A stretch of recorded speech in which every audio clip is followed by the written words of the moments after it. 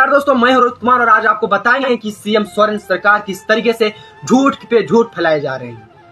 कैसे जब 2024 का चुनाव नजदीक आ रहा है तब सीबी सोरेन का बेटा हेमंत सोरेन का एक बयान आता है कि 2024 में जब एनडीए हारेगी और इंडिया सरकार जीतेगी और देश में जब इंडिया गठबंधन की सरकार बनेगी और झारखंड में हमारा जेएमएम का सरकार वापस आएगा तब हम 1932 खतियान लागू करेंगे। दोस्तों, मैं चाहता हूं कि सबसे पहले आप इस बयान को सुनिए ताकि आप मेरे ऊपर आरोप ना लगाएं कि आप झूठ बोल रहे हैं।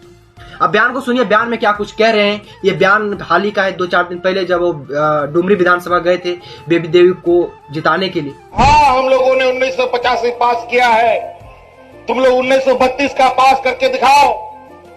अरे बोले, अरे मेहमानों, डबल इंजन की सरकार ने 1985 पास किया था, सिंगल इंजन ने तो 1932 का कानून बना के पास किया, लेकिन ये आधा रास्ता तय कर चुका है। अब आने वाला 2024 के चुनाव में अब हम लोग की डबल इंजन की सरकार बनेगी और 1932 का कानून पास होगा। तो अभी आपने देखा कि किस तरीके से सभा में, डुमरी विधानसभा में किस तरीके से सीएम सोरेन हुंकार भर रहे हैं कि आने वाले 2024 चुनाव में हम आपको अपना वो सारा काम दिखाएंगे, सारा काम बताएंगे जो मैंने किया है। सबसे बड़ी बात है तो झारखंड में कुछ हुआ नहीं है।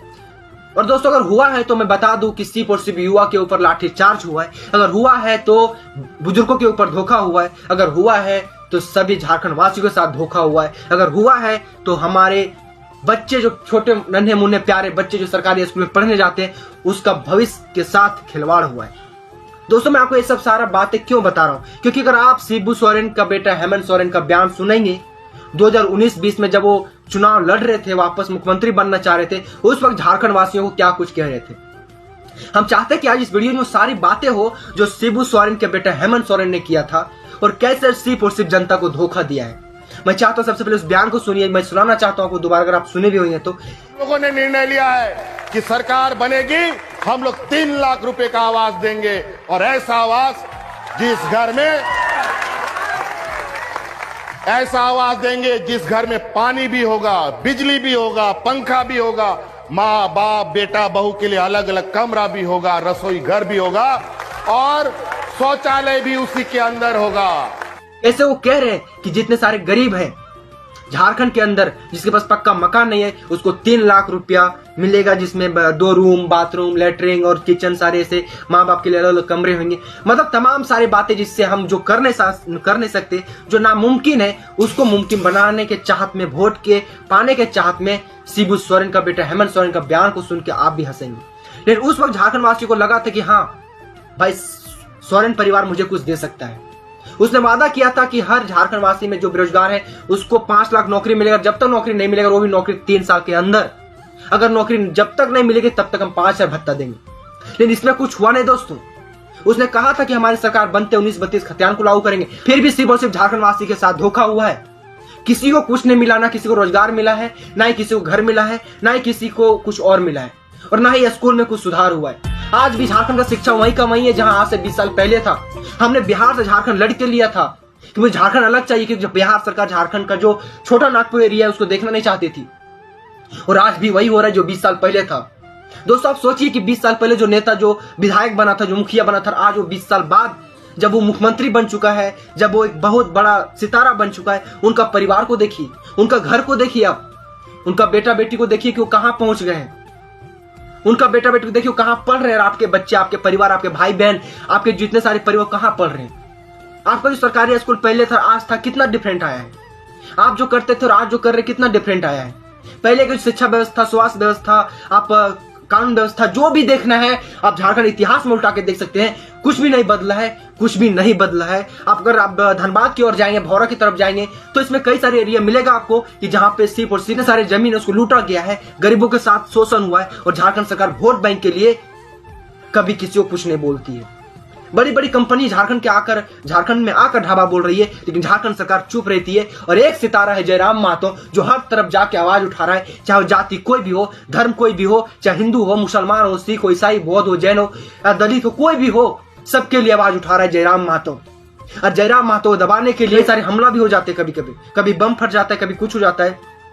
दोस्तों, मैं बता दूं, अगर आप अपने बच्चे का उज्जवल भविष्य चाहते हैं, क्योंकि सीएम सोरेन परिवार का एक बार नहीं 5 बार मुख्यमंत्री बन चुका है, 2005 से लेकर 2023-24 अभी आ रहा है 24, इसके बीच में 5 बार मुख्यमंत्री बना, लेकिन 5 बार मुख्यमंत्री बनने के बाद किसी भी मुख्यमंत्री ने 1932 खतियान लागू करने का कोशिश नहीं किया। हाँ, बात तो सबने की। चुनाव जब आता है, हर परिवार के लोग, हर पार्टी के लोग अपना अपना राजनीतिक रोटियां सेकने के लिए आगे आ जाते हैं। अगर आप देखेंगे तो बीजेपी भी यही कहा था कि 1932 खतियान लागू करेंगे।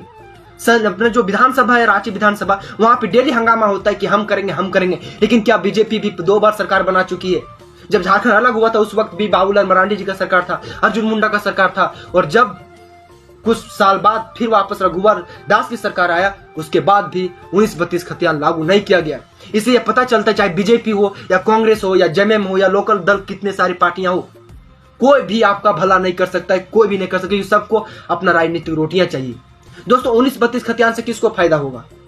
मूल झारखंडियों को फायदा होगा, आदिवासियों को फायदा होगा, लेकिन झारखंड सरकार में जो मंत्री बैठे हैं, जो बड़े बड़े लोग बैठे हैं, जो प्रशासन है, बड़े बड़े अधिकारी हैं, वो सारे झारखंडी है ही नहीं।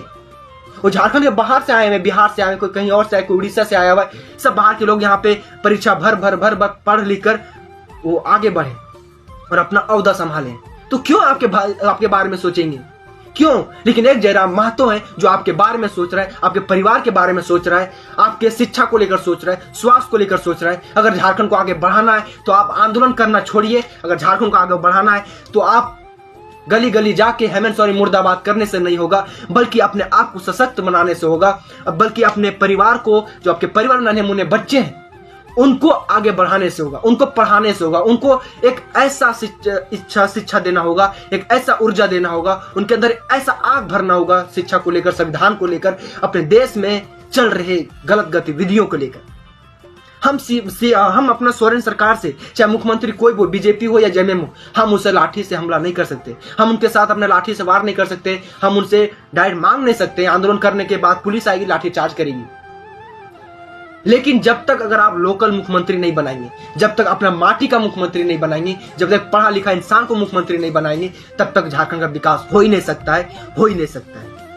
ये मैं नहीं कह रहा हूं, क्योंकि पूरा झारखंड जानता है कि सोरेन परिवार जब आए थे तो शिबू सोरेन मेहनत किए थे, वो तो मुख्यमंत्री बन गए। राजनीति रोटियां सेकने के कारण उनका बेटा जो है हेमंत सोरेन, उसने भी मुख्यमंत्री का ओहदा संभाला, लेकिन उसके बाद उन्होंने कुछ नहीं किया वोट बैंक के लिए। समझ रहे? वो बोलते अपने आप को कि हम आदिवासी के बहुत बड़े हितैषी हैं। दोस्तों, मुझे बताइए आदिवासियों के लिए हेमंत सोरेन, शिबू सोरेन ने क्या किया? आज आदिवासियों घर जाके देखिए, पानी नहीं आता है, घर टूटा फूटा है। ये मैं नहीं कह रहा हूं, बल्कि जो शिबू सोरेन का जो घर है, उनका जो अपना मकान था, अपना एरिया था, उसमें भी जाकर जहाँ पे आदिवासी रहते हैं, आज भी झोपड़पट्टी में। लेकिन आप देखिए हेमंत सोरेन का घर बड़ा सा मकान है, बॉडीगार्ड तैनात रहता है, उनका बच्चा कहीं और पढ़ता है। तो क्या बदला? अगर बदला है तो नेता का जीवन बदला है, अगर बदला है तो उस पार्टी के कार्यकर्ताओं का घर बदला है, उनके परिवार का रहन सहन बदला। लेकिन जो आम जनता है वो आज जहां का तहां है, जैसे पहले था वैसे आज भी वही है। अगर आज अपना परिवार को सुधारना चाहते हैं, अपना घर का जो व्यवस्था उसे सुधारना चाहते हैं, शिक्षा व्यवस्था सुधारना चाहते हैं, तो मैं कह सकता हूं दावे के साथ कि टाइगर जयराम से अच्छा कोई नहीं है। अगर हाँ करना चाहते हैं, अपने चचा को जिताएंगे, अपने जात वाले को जिताएंगे, तो जिताइए। किसने रोका है आपको? जिताइए सभी को। जो इंसान 5 बार मुख्यमंत्री बन चुका है, जिसका पार्टी का 5 बार मुख्यमंत्री बन चुका है, जब उसने 1932 खतियान लागू नहीं किया, तो क्या 2024 में जब इंडिया जो अब सपना देख रही है, गठबंधन सपना देख रही है कि हमारे सरकार मुख्यमंत्री, हमारा जो प्रधानमंत्री है वो जब केंद्र में बनेगा और हमारा जो झारखंड वापस शिबू सोरेन आएंगे, हेमंत सोरेन जो आएंगे, फिर क्या होगा? वही होगा जो पिछले 5 साल में हुआ था। पिछले 5 साल में जो वादा हुआ वो भी अभी तक पूरा नहीं हुआ, और आने वाले जो वादे हो रहे वो भी पूरा नहीं किया जाएगा। दोस्तों, यहाँ पे एक और शिकायत रहता है अपना सोरेन परिवार का, कि जो बीजेपी वाले ना वो अपना षड्यंत्र रच के मुझे पीछे कर देते हैं। अरे भाई, अगर आप सही काम करोगे, किसका हिम्मत है जो षड्यंत्र रच के आपको ये कर देगा, वो कर देगा? ऐसा नहीं है कि बीजेपी आपके राज्य में, मतलब विपक्ष में, ऐसे कई सारे राज्य हैं जहां पे बीजेपी विपक्ष में है।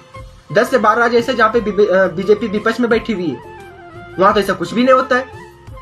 लेकिन आपके पास जब स्थानीय नीति, ये जो नीति की बात आती है, जब आपके पास 1932 खतियान की बात आती है, आप बात कर देते हैं कि इसने धोखा कर दिया।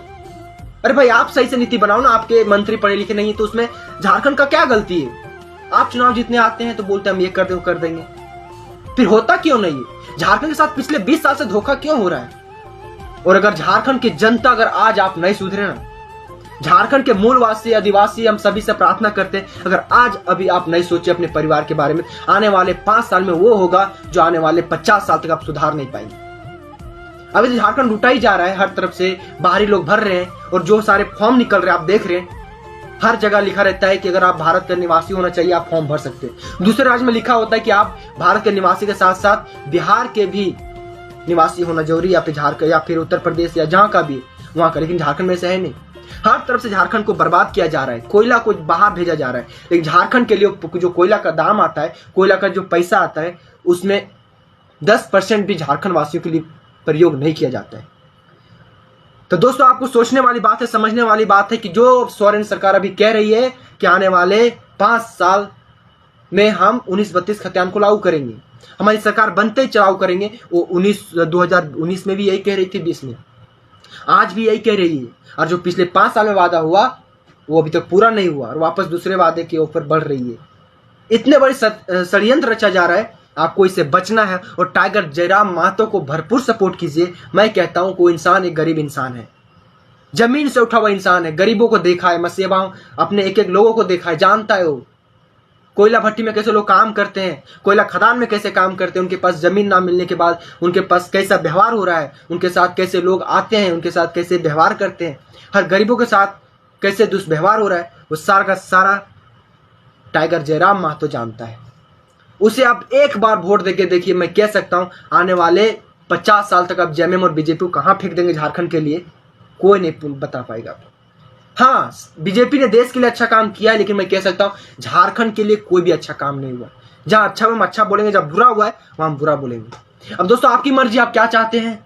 आप यही चाहते हैं कि हमारे साथ लूटपाट हो, हमारे साथ धोखा हो, तो अब दीजिए जेएमएम और बीजेपी को वोट। आप यही चाहते हैं कि 1932 खतियान को लेकर सिर्फ और सिर्फ राजनीति हो, तो दीजिए जेएमएम बीजेपी को वोट। अगर आप चाहते हैं कि झारखंड आगे बढ़े, जो पिछले 20 साल में वो आने वाले 5 साल में उसका भरपाई हो, तो जयराम महतो को भरपूर सपोर्ट कीजिए, क्योंकि जयराम महतो ऐसा इंसान है जो युवा है, पढ़ा लिखा है, बीएड किया हुआ है, अभी और आगे पढ़ रहा है, उसको नॉलेज है कि झारखंड को कैसे आगे ले जाना है। तो दोस्तों आज के लिए इतना ही, फिर मिलेंगे नए वीडियो के साथ, तब तक अपना परिवार का ख्याल रखिए। जय हिंद, जय भारत और सपोर्ट टाइगर जयराम।